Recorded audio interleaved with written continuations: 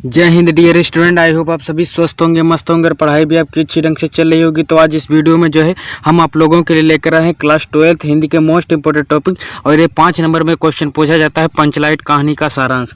तो ये काफ़ी इंपॉर्टेंट है, तो चलिए देखते हैं। बहुत ही आसान तरीके से हम आपको समझाएंगे। और ये कहानी आपको जो है ये जो हमने लिखा है, लिखने के बाद ये आप लिखेंगे, बाद में हम आपको 2 मिनट का आपका समय लेंगे। 2 मिनट में आप पूरी कहानी जो है समझ जाएंगे। 2 मिनट के अंदर आपको सारी कहानी समझ आ जाएगी और आपको ये रट्टा मारने की कोई आवश्यकता नहीं पड़ेगी। तो चलिए देखते हैं, बहुत ही आसान तरीके से देखेंगे। तो पंचलाइट कहानी में जो है मेन मुख्य कर्ता जो है वो सबसे पहले नाम जान लेंगे कौन कौन है। तो सबसे पहले जो है गोधन है इसमें। तो गोधन नाम का एक लड़का है, गोधन है और एक मुनरी है। ये सब अभी हम बताएंगे कैसे आपको ये याद रहेंगे। मुनरी है और गुलरी काकी है। इन्हीं नामों पर ये जो है कहानी आधारित है। बस आप ये नाम पहले देख लीजिए। गुलरी काकी है और मुनरी की जो सहेली है वो कनेरी है या कनेली, जो भी आप समझ में आए वो लिख सकते हैं। और सरपंच है, गांव के सरपंच हैं। बस ये 5 नाम आपको याद रखने। सरपंच हैं। इन्हीं 5 नामों पर ये कहानी आधारित है। आपको बस ये जो है इन्हीं 5 नामों को याद रखना है। सारी कहानी आपकी फिनिश हो जाएगी, आपकी ये बिल्कुल आराम से याद हो जाएगी। तो ये कहानी चलिए देखते हैं। तो ये कहानी जो है बिहार के पिछड़े गांव की एक कहानी है, जिसमें गोधन नाम का एक लड़का रहता है। गोधन नाम का एक लड़का रहता है। वो मुनरी नामक लड़की से अत्यधिक प्रेम करता है। इससे वो प्रेम करता है गोधन, और मुनरी भी गोधन से अत्यधिक प्रेम करती है। और मुनरी, अब यह बात जो है मुनरी की माँ जो गुलरी काकी है उसको ये पसंद नहीं आती है।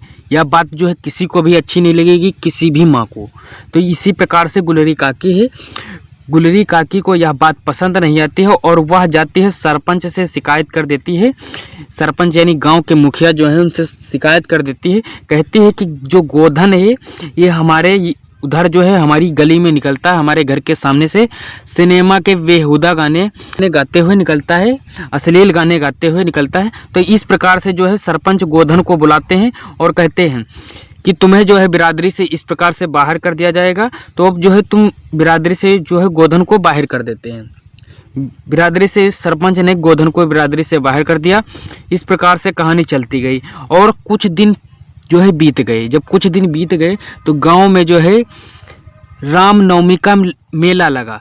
अब रामनवमी का जो है मेले से गांव वाले सभी लोग पैसे इकट्ठा करके जो है एक लालटेन यानी कि जो है पंचलाइट जो है खरीद कर लाते हैं। तो लालटेन खरीद कर लाते हैं, लेकिन लालटेन को जो है कोई जलाना नहीं जानता है। गांव वाले जो है लालटेन को जलाना नहीं जानते हैं। अब इस बात पर यह समस्या उठ पड़ी, जब ये लालटेन जलाएगा कौन। इस पर जो है मुनरी ने बहुत ही समझदारी से एक काम किया।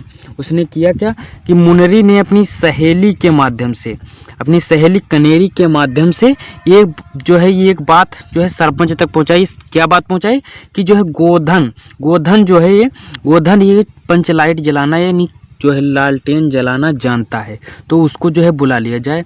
अब वो तो बिरादरी से बाहर है, अब उसको पहले जोड़ा जाए। अब ये बात जो है मुनरी जब कहेगी सरपंच से, तो सरपंच समझेगा ये अपने प्रेमी को बुलाना चाहती है। इसी कारण से जो है मुनरी नहीं कहती है सरपंच से, कनेरी कहती है सरपंच से कि जो है तुम जाके कहो। इसमें सरपंच का भी और गाँव वालों का भी फायदा है और इसमें मुनरी का भी फायदा निकल आएगा।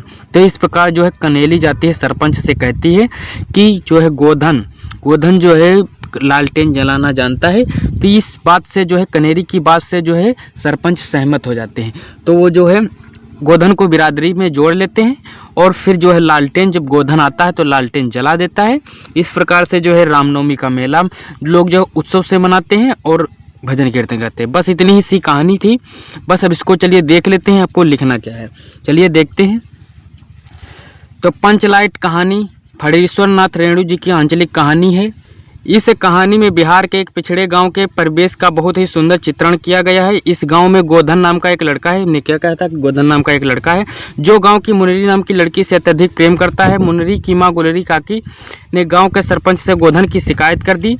गोधन की शिकायत कर दी कि वह उसके घर के सामने से सिनेमा के गाने गाते हुए निकलता है। इस कारण से जो गांव के सरपंच ने गोधन को बिरादरी से ही बाहर निकाल दिया। और कुछ दिन जब बीत गए, कुछ दिनों पश्चात यानी कुछ दिन जो बीत गए, तो गांव में जब रामनवमी का मेला लगा तब गांव वाले एक पंचलाइट खरीद कर लाते हैं और जो पैसे बचे उससे पूजा पाठ की सामग्री खरीद लाते हैं। और गांव वाले पंचलाइट को देखने के लिए बहुत ही उत्सुक थे।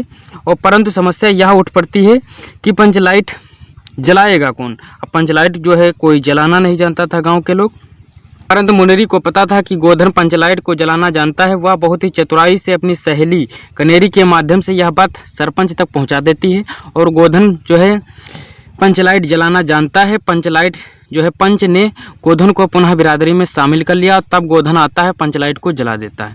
मुनरी की माँ गुलरी काकी अत्यधिक जो है गोधन से प्रसन्न हो जाती है, खुश हो जाती है कि जो है कोई बेकार आदमी नहीं है, गोधन अच्छा लड़का है।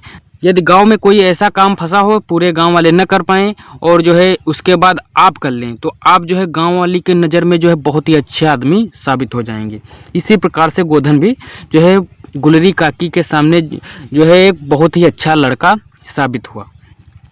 और शाम के लिए भोजन के लिए जो है गोधन को आमंत्रित करती है। पंच भी अत्यधिक उत्साहित होकर गोधन से कहता है कि तुम्हारा सातों खून माफ। सातों खून का मतलब क्या है, तुम्हारा जो भी अपराध था वो सब माफ। और खूब गाओ सलीमा के गाने। खूब सलीमा का गाना यानी कि जो सिनेमा के गाने। अब पंचलाइट की रोशनी में लोग भजन कीर्तन करते हैं तथा उत्सव मनाते हैं। तो ये थी हमारी पंचलाइट कहानी। बहुत ही आसान थी, आपको अच्छी ढंग से समझ में आई होगी। ये पंचलाइट कहानी में आपको लिखना क्या है। ये 5 नंबर फ्री फोकट के हैं, आपको बहुत ही आसानी से मिल सकते हैं। तो आप इसको जो कोई रट्टा भी नहीं मारना है, आपको आसानी से समझ में आ गई होगी। तो आई होप आप लोगों को ये कहानी अच्छी ढंग से समझ में आ गई होगी। तो अब इस वीडियो में बस इतना ही, मिलेंगे नेक्स्ट वीडियो में, तब तक के लिए जय हिंद।